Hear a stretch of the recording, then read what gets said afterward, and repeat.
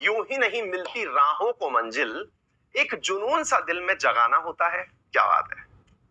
पूछा चिड़िया ने कैसे बना आशियाना, बोली भरनी पड़ती है उड़ान बार बार, तिनका तिनका उठाना होता है। साथियों, ये बहुत ही फेमस पंक्ति है, बहुत ही फेमस पंक्ति है। और बचपन में अगर आपको याद हो तो अपन लोग ना एक कहानी पढ़ा करते थे। अगर आपको याद हो, कौन सी कहानी पढ़ा करते थे? अगर यदि याद हो आपको, तो अपन एक कहानी पढ़ते थे और उस कहानी में होता था कि थ्रस्टी क्रो वाली कहानी याद है?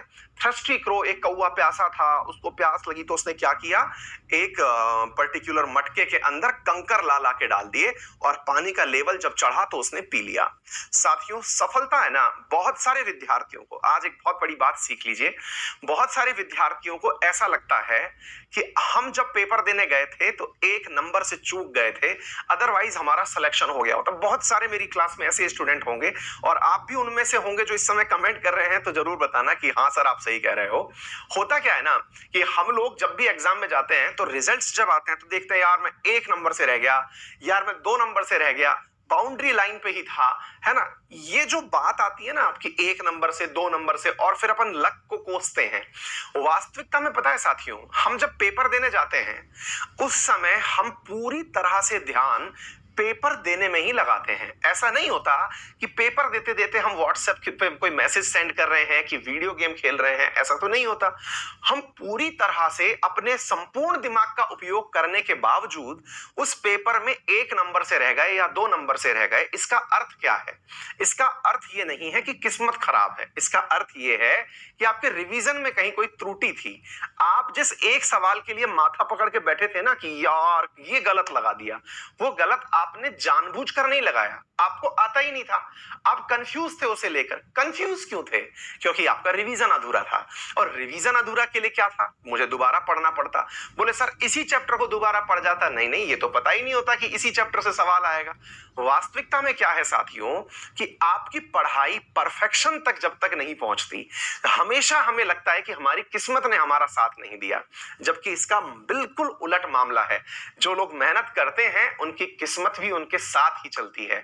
उन्हें लगता है कि यार पता नहीं कौन सा नॉलेज काम आ गया, वास्तविकता में उनकी की हुई अथाह मेहनत है जो उनकी सहायता करती है ना।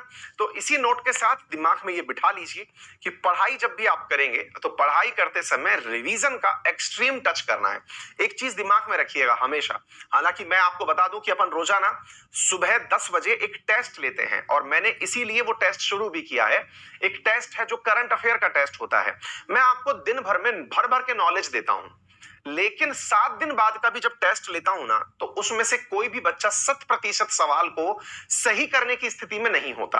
होते हैं कुछ एक टॉपर होते हैं, 4-5 टॉपर हटा दो, लेकिन 5, 2, 3, 5,000 बच्चों में से अगर 3-4 बच्चे ही निकल के आते हैं तो ये ठीक बात नहीं है। रीजन, हम भूल चुके नॉलेज को, हम भूल जाते हैं। इसके लिए सबसे बड़ा विकल्प क्या है? हम प्रॉपर रिवाइज करें। रिवाइज करने के लिए क्या हो? हम कम पढ़ें लेकिन ज्यादा बार रिवाइज करें। सफलता की सबसे बड़ी कुंजी यही है। आप तमाम जगह से नॉलेज लेने से अच्छा है एक ही जगह के नॉलेज को 5 बार 10 बार रिवाइज करिए। जितना ज्यादा रिवाइज करेंगे उतना अच्छे से परफॉर्म करेंगे। आप नॉलेज के पीछे मत भागिए, वो है ना, सफलता के पीछे मत भागिए, नॉलेज के पीछे भागिए, अपने आप सफलता आएगी। मैं कुछ और इसमें ऐड कर रहा हूं, नॉलेज के पीछे मत भागिए, रिवीजन के पीछे भागिए। जो है ना उसको जितना हो सके मग्गा मारिए। आप 100% नॉलेज की अपेक्षा अगर 70% भी नॉलेज को 100% याद करके चले गए तो आपकी प्रायोरिटी ज्यादा है सिलेक्शन की। आ गई बात समझ में? तो चलिए इसी नोट के साथ सेशन की शुरुआत करते हैं। मेरे तमाम साथ